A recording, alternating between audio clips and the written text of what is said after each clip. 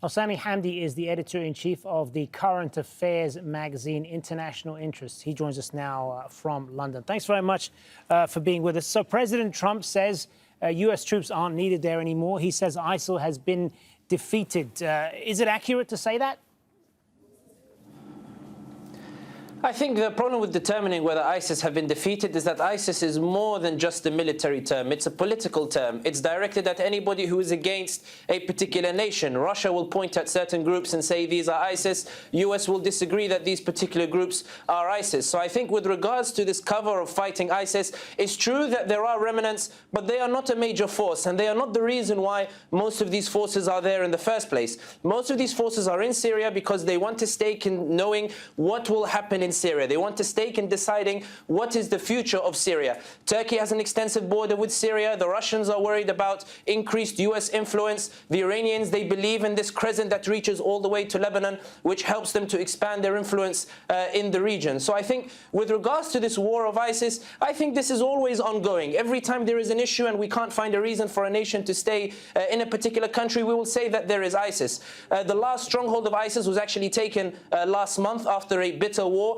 There are remnants. However, the solution to ISIS is never military. The solution to ISIS is political, it's sociological, it's economical. Once you find a peace solution in Syria, then you can handle ISIS. And I think Donald Trump, and indeed whoever supported him in this decision, realizes that no matter how much you have military force, it won't solve the issue. Moreover, this withdrawal is in line with what Donald Trump has been saying for decades. In the 1990s, he used to lament why US troops are helping the likes of Kuwait and the other Gulf countries without getting anything in return. He resents the presence of US troops in the Middle East. So I think this is very much in line with his general thinking and should not necessarily be taken as a surprise. So could we see then other powers there, like Russia, like Iran, like Turkey, increase their influence in Syria?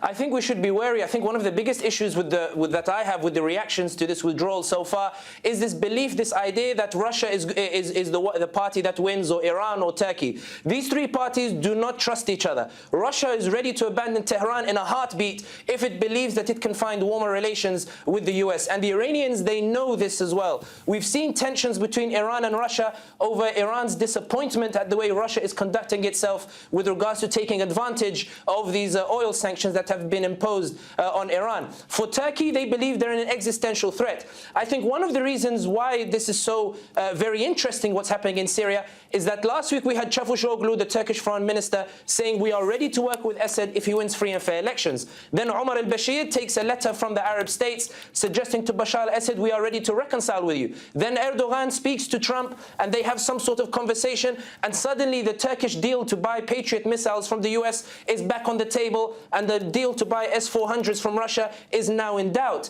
Moreover, we have Erdogan's announcement that he's going to go into northern Syria to fight the Kurds. If you're Donald Trump and you're mulling over this, you're thinking, okay, look, I may be withdrawing, but I know Turkey doesn't trust Russia. I know Turkey doesn't trust Iran. I know that if Turkey has to choose, it will choose me. So if Turkey is going into northern Syria, that's technically a fighting force that not my fighting force, but it's a fighting force that is allied with me. Moreover, when we talk about Russian influence in Syria and whether it's increases, let's remember Syria needs money to rebuild. Russia doesn't have the money. Iran doesn't have the money. Europe doesn't have the money.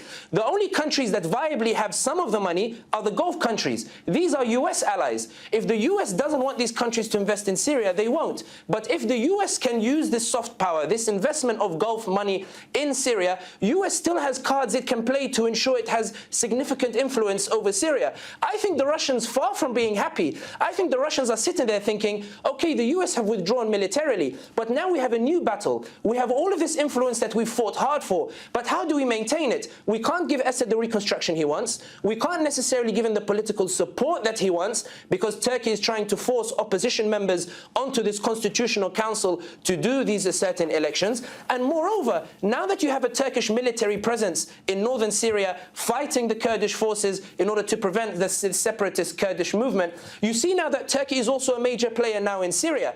Now, Now, what happens if US plays on these divisions between Russia, Turkey and Iran, which is only a marriage of convenience and not really an ideological bloc? The reality of the matter is this: when you take a holistic approach, when you look at all of the dynamics in Syria today, the withdrawal doesn't really affect US influence. US has many cards that it can play. So even if people are complaining today and saying it's a disaster, the reality is, I think the Russians will be concerned, I think the Iranians will be concerned, and I think the only happy party would be Erdogan, who will be laughing all the way back to the presidential palace.